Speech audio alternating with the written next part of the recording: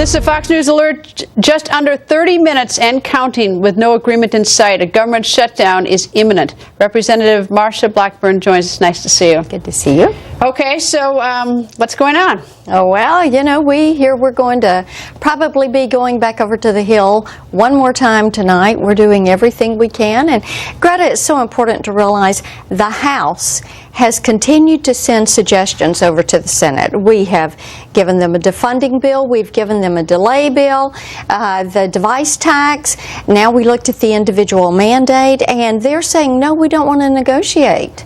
They just want the CR number, continuing resolution or budget number that they have had, and they don't want to negotiate with us. And so they're saying, well, we took a sequester. Well, as I said, that was back in August 2011. That doesn't count. It's the law. So if the president wants to say that Obamacare is the law, abide by it, then shouldn't the sequester be considered the law? And they need to come to the table and negotiate with us on how to fund the government. They seem to be strategically in a better position than you. Well, so I mean, so like you may not think it fair. You may think that you've given everything, but the problem is that tactically and strategically, it looks like you're like getting paint in the corner right now. Actually, I don't think we are. Okay, tell me why I'm wrong. I will tell you why I think that the American people are beginning to figure out what is going on, and that we were here working all weekend, and you had the president playing golf, and Harry Reid was gone, and Pelosi was gone. The Senate wasn't in session. We worked all Saturday night. We were here Sunday. But what have we got to? I mean, like, so what do you think realistically? I mean, you have what you want. And that was just rejected about an hour ago by the Senate. So do you have something else, or are you hoping that the American people are going to start, hitting the phone bank and calling everybody saying, let the Republicans have this, that would be fair, or whatever, What do you want? What we want is what is fair for the American people. Right. And they have told us very clearly they don't want a government shutdown. That's why we've continued to send options over to the Senate. They think that the perks and privileges for Congress shouldn't take place. That is why we removed the subsidy. We went through that process tonight. We also wanted to put the president's team into Obamacare.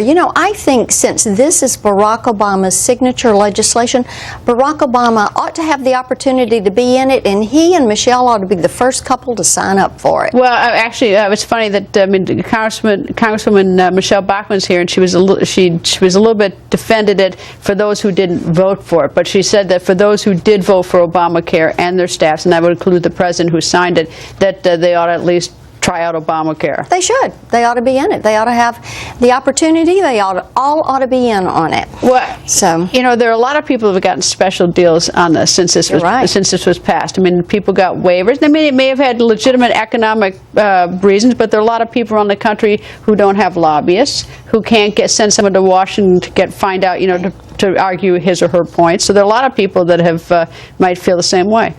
Absolutely. There have been over 1,200 waivers given. The very first waiver was given to the Obama administration, the leadership staffs of the House and the Senate, when they were still writing the bill, when people hadn't read it yet. They opted themselves out. There have been 19 delays that this administration has made to Obamacare. That's why we thought that was the thing to do, delay it for a year. How long are you going to hold out? We're going to try to get them to work with us on yet another continuing resolution. What are you going to give? We will see what they're willing to work with us on. Got any ideas? I mean, sometimes you need to give. Okay, yes. Tell me what do you? Well, we can look at the provisions that we have already sent over there. They have those provisions. Those have been rejected. You got something else in your hand? They can have the opportunity to come back and pick up some of those. We can look at different components that we can go back and delay, or we can put every federal employee into Obamacare. Look at doing that. Look at giving the president the opportunity. That would be real popular with the government employees.